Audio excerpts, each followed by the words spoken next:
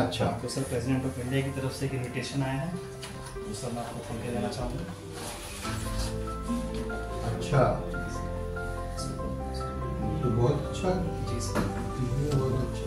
উপলক্ষে প্রজাতন্ত্র দিবস উপলক্ষে ভারতের রাষ্ট্রপতির আমন্ত্রণ পত্র পেলাম, খুবই আনন্দের, খুবই ভালো লাগছে।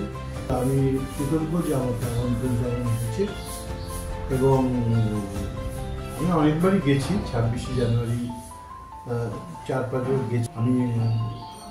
আপনাদের সবাই কষ্ট করে এসছেন পোস্টাল টেলিগ্রাফ ডিপার্টমেন্ট থেকে, এই জন্য আমি আমার কৃতজ্ঞতা জানাচ্ছি, নমস্কার জানাচ্ছি, শ্রদ্ধা জানাচ্ছি, ভালোবাসা জানাচ্ছি।